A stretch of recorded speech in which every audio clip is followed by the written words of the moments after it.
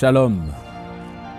Je lisais cette expérience relatée par Mark Finlay, un de nos pasteurs, au sujet de Nikita Khrouchtchev, le premier ministre de l'ex-Union soviétique.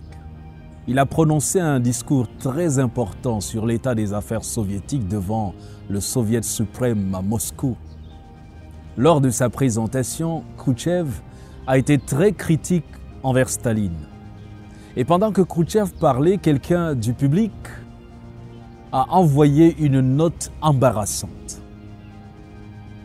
Premier ministre Khrouchtchev, que faisiez-vous quand Staline a commis toutes ces atrocités?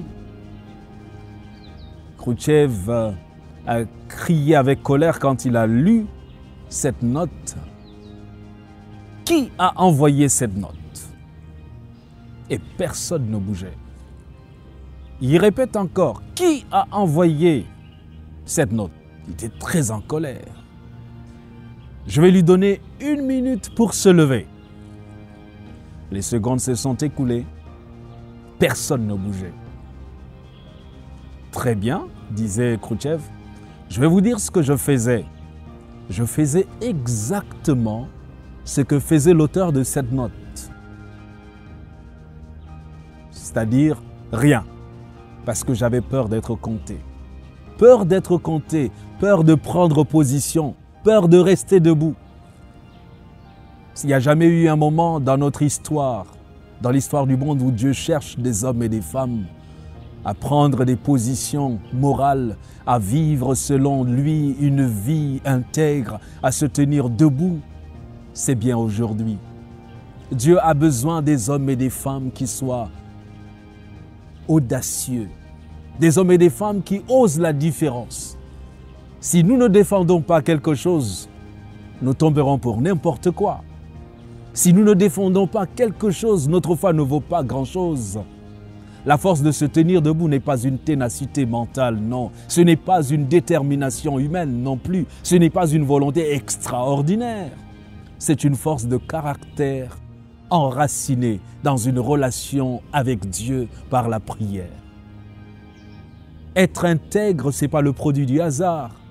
Daniel l'avait, cette intégrité. Il se tenait debout parce qu'il se mettait à genoux devant Dieu. Daniel n'a pas tremblé devant le roi Nebuchadnezzar. Il n'a pas tremblé devant la nourriture, non. Daniel n'avait pas tremblé face à la menace de mort. Daniel n'a pas tremblé devant Belchassar quand il fallait interpréter les Écritures de la main mystérieuse. Oh non, il n'avait pas tremblé.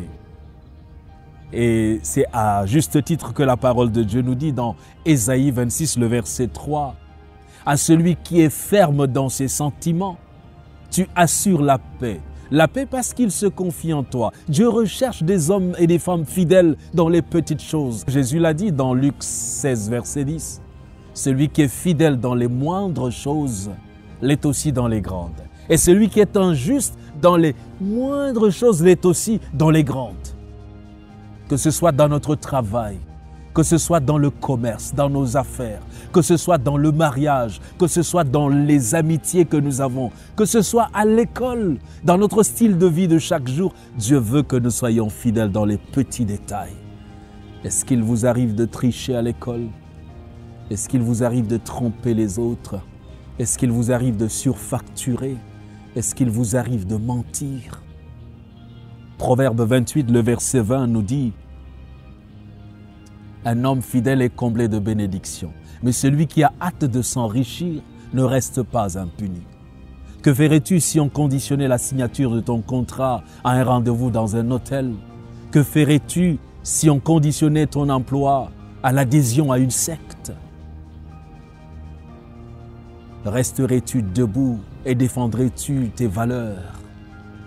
Et quelqu'un l'a dit si bien, Allen Gould, ce dont le monde a le plus besoin, c'est d'hommes. Non pas des hommes qu'on achète et qui se vendent, mais d'hommes profondément loyaux et intègres. Des hommes qui ne craignent pas d'appeler le péché par son nom. Des hommes dont la conscience est aussi fidèle à son devoir que la boussole l'est au pôle. Des hommes qui défendrait la justice et la vérité même si l'univers s'écroulait. Et le sage de dire, Beaucoup de gens proclament leur bonté, mais un homme fidèle, qui le trouvera dans Proverbe 20, verset 6? N'y a-t-il pas d'homme fidèle aujourd'hui? Imitons Daniel, ce fidèle homme d'État, qu'aucune tentation n'est parvenue à corrompre. Ne décevons pas Dieu.